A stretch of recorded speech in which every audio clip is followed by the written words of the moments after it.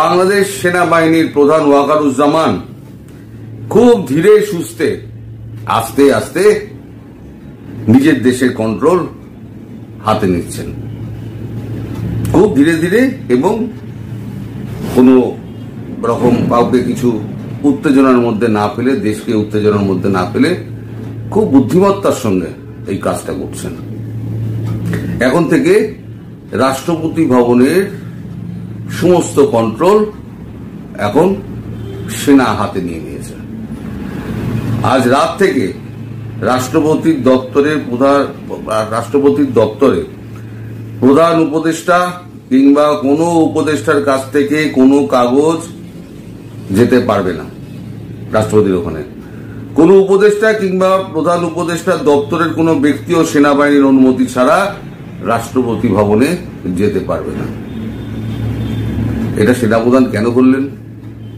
এই যে ভেতরে ভেতরে এরা একটা চক্রান্ত করছে না, যে কোনোভাবে রাষ্ট্রপতিকে দিয়ে পদত্যাগপত্র সই করিয়ে রাষ্ট্রপতিকে উৎখাত করো এবং সঙ্গে সঙ্গে সেনাপ্রধানকে উৎখাত করো। সেনাপ্রধান সেই পথটা মেরে দিলেন। পুরো রাষ্ট্রপতি ভবনকে সেনাবাহিনীর কনভয় দিয়ে একেবারে ট্যাঙ্ক ফ্যাঙ্ক দিয়ে ঘিরে দিয়েছেন। কোন উপদেষ্টা প্রধান আপনাদের যিনি আছেন মোহাম্মদ ইউনুস, লম্বা চওড়া বাদ মেরে বেড়াচ্ছেন জাপানে গিয়ে। এই কথায় পরে আসছি, জুতোটা কেমন খেয়েছে। তো যাই হোক, এখন সেইখানে ঘন ঘন মাঝে মাঝে গিয়ে উপদেষ্টাকে ধমকানো চমকানো হয়। চ্যাংড়া মাদর ফাঁদর গুলো আছে, সেগুলো গিয়ে তো আবার চমকায়।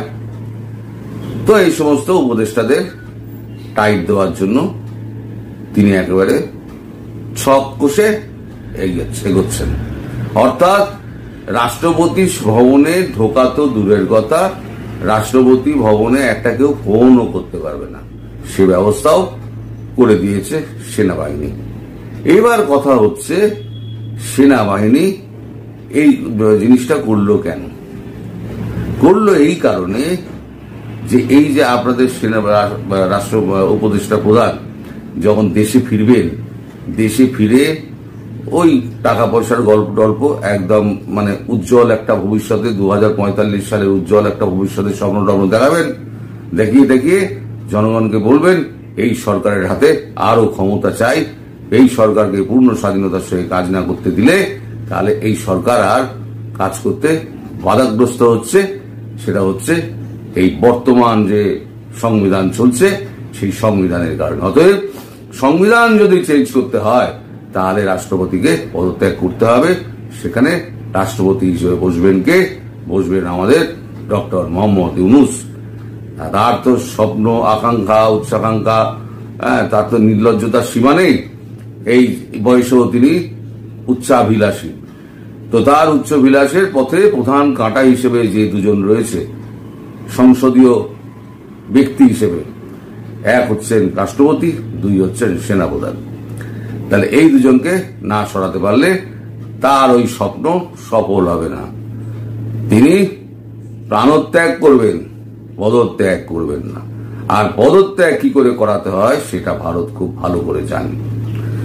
ভারতের এখান থেকে একটা মেসেজ পৌঁছে দেওয়া হয়েছে, কাগজে তার একটা ছোটখাটো বেরিয়েছে, আমি এখানে একটু উল্লেখও করে দিচ্ছি আপনাদের। সেটা হচ্ছে দিল্লির দায় নেই, মানে বাংলাদেশে যা চলছে তার দায় পুরোপুরি ইউনুস দিল্লির ঘাড়ে চাপিয়ে দিয়েছে। তাই আমাদের কাগজে বেরিয়েছে দিল্লির দায় নেই।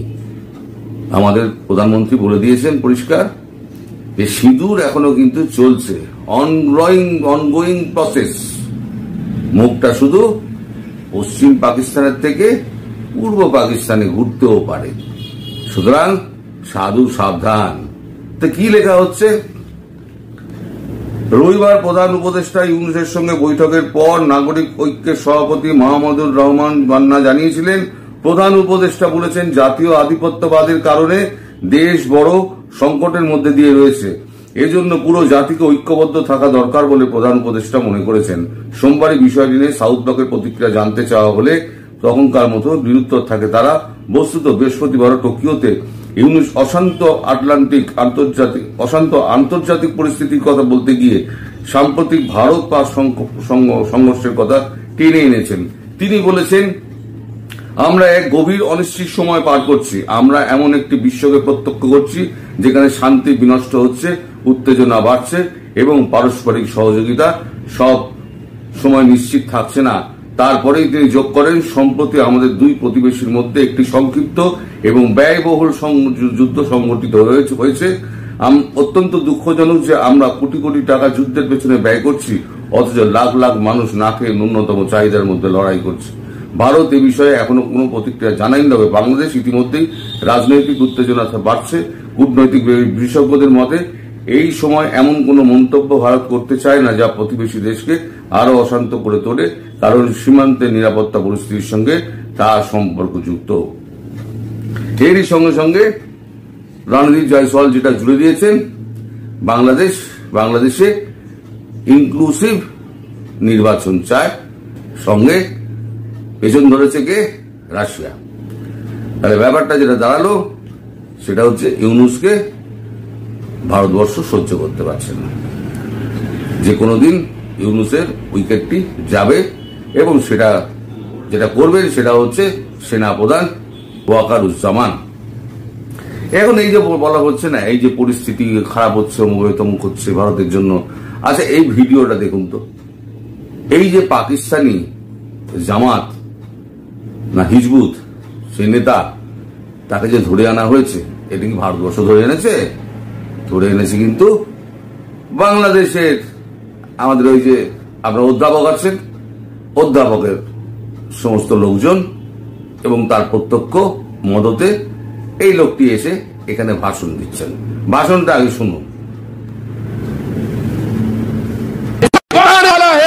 वक्त आने वाला है जब तू भी हमारे सामने पानी भरेगा। ये पाकिस्तान वो मुल्क है जिसने आज तक अपने किसी दुश्मन को माफ नहीं किया, और तुझे इस बात का अच्छी तरह से इल्म है। तू जानता है कि हमने पिछले साल के अंदर तुझे बांग्लादेश में शिकस्त दी। मोदी, तू जानता है बांग्लादेश में तुझे शिकस्त हमने दी है, और तू इस बात को भी जानता है कि मई के महीने के अंदर अगर तूने 11 मई को धमाके किए, हमने 28 मई को धमाके किए, तू रात की तारीकी में सब अरे मूर्ख, ये लोग बंगाली जो है वहां पर बैठे हैं, वो लोग हिंदी नहीं समझते हैं, तू उर्दू क्या समझेगा रे पाठा। बिल्कुल बकरी की तरह है। দর্শক, এই যা বলছে উর্দুতে, আমি এটা বুঝতে পেরেছি।